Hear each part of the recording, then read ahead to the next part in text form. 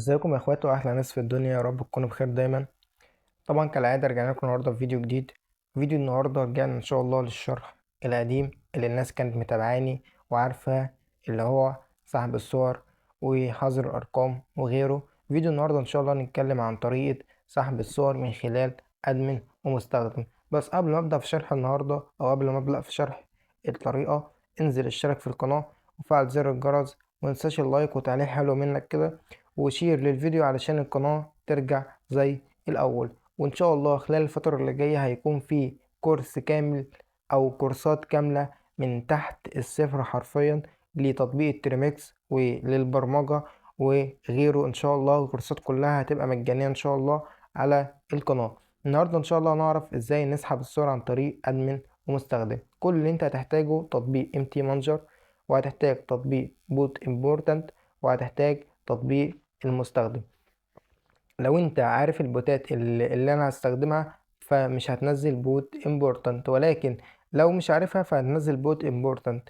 وكمان هيكون في ملف انت هتحتاجه، لو مش محتاجه برضو عادي ممكن ما تنزلوش لو انت مش محتاجه. كل اللي انت هتحتاجه اهم حاجة التطبيق ده.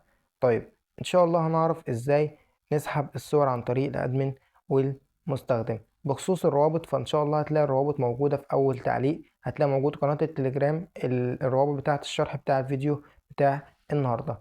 أول حاجة نخش على بوت امبورتنت.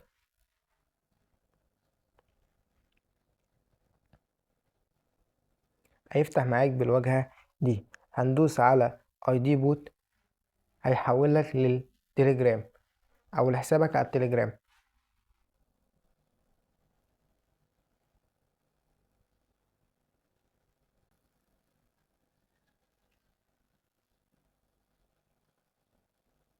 بعد ما يحولك لحسابك على التليجرام هتدوس على التلات شرط اللي تحت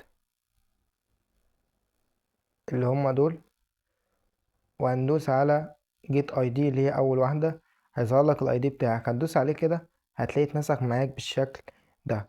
تمام، هنطلع ونخش على البوت التاني اللي هو بوت فازر علشان نعمل بوت نستخدمه. وهندوس على برضو هيفتح معاك بالشكل ده، هندوس على التلات شرط دول، وهندوس على أول خانة اللي هي دي،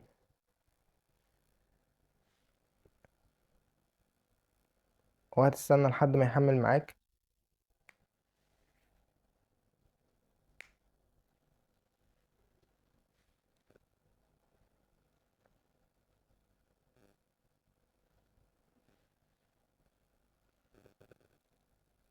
طبعا هو بيكون في ضغط على البوت، فعشان كده الرسالة ممكن تيجي متأخر اهي. طيب هيقول لك اكتب النيم بتاع البوت، فانا هكتب مثلا محمد عادل مثلا،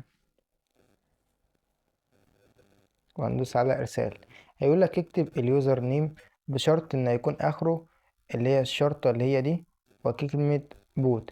طبعا انت هتجرب تكتب يوزر نيم، يعني هكتب مثلا يوزر نيم مثلا وليكن اي يوزر نيم بقى انت تستخدمه، مثلا 77 شرطة بوت.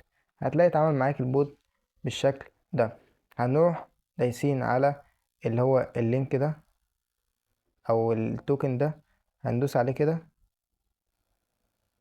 او هندوس عليه، تأكد ان هو اتنسخ. نتأكد ان هو اتنسخ. تمام، هو فعلا اتنسخ معانا هنا اهو. نتأكد طبعا ان هو ما يكونش فيه اي حاجة غلط، وهندوس على اللينك ده، هندوس عليه وهندوس على ستارت اللي هي بدء. تمام كده البوت اتفعل بدون اي مشاكل. نطلع هنخش على MT Manager، وهنخش على التلات شرط اللي فوق على الشمال، وهنختار extract APK اللي هي دي، وهنختار التطبيق بتاعنا اللي هو ده، وهندوس على extract APK، وهندوس على OK، وهندوس على look at اللي هو ده، وهندوس على التطبيق كده، وهندوس على كلمة view اللي هي دي. هيفتح معاك بالشكل ده. كل اللي انت هتحتاجه الملف اللي هو الأول ده، هندوس عليه.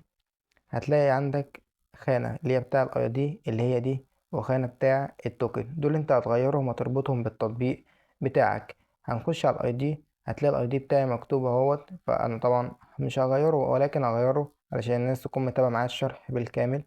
وهنكتب الاي دي اهو، هو نفس الاي دي. وهندوس على سيف، وهنرجع ورا. لازم تكون مفعل اوتو سيج ان، وهندوس على اوكي. هنخش على التوكن ونغير التوكن ده. ندوس تحديد ونحذفه، ونكتب التوكن بتاعنا الجديد اللي هو ده، وهندوس على حفظ. وهنرجع ورا وهندوس على اوكي. كده احنا ضفنا الاي دي والتوكن بتاعنا. لازم تضيفهم علشان الصور تيجي على البوت بتاعك. طبعا انت لو عايز تغير اسم التطبيق والصورة ممكن تغيرها عادي من MT الاسم، والصورة ممكن تغيرها من APK Editor Pro. هندوس على انستيل ونثبت التطبيق. هيتثبت معانا بدون اي مشاكل. هندوس على فتح. هو المستخدم لما يفتحه هيفتح معاه بالواجهة دي. وهندوس على ستارت. هندوس على علامة الصح دي وهندوس على اوكي. هندوس سماح، ونديله كمان سماح للوصول بالصلاحيات. هيفتح معاه موقع خاص بأرقام وهمية. طبعا الموقع شغال عادي جدا عشان يبان ان التطبيق شغال ومفيهوش اي مشاكل. طبعا دي اعلانات اهو. هنطلع كده وهنخش على البوت بتاع التليجرام اللي احنا فعلناه. هتلاقي ان الصور بدأت تيجي اهيت. حمل 3 صور. طبعا لازم يكون معاك نت سريع علشان الصور تحمل بشكل اسرع. الصورة الرابعة اهي. 5 صور، 6. زي ما انتم شايفين البوت عمال يحمل الصور بدون اي مشاكل، وادي الطريقة شغالة بدون اي مشاكل. ولكن اذا واجهتك اي مشكلة اتواصل معايا على الواتساب من خلال الرابط اللي موجود في الوصف، او تواصل معايا من التليجرام من خلال برضو الرابط اللي موجود في قناتي على التليجرام. طبعا مش هطول عليك وبس، ده كان شرح المحاضرة بتاع النهاردة. واستنونا فيديو جديد ان شاء الله. والسلام عليكم ورحمة الله وبركاته.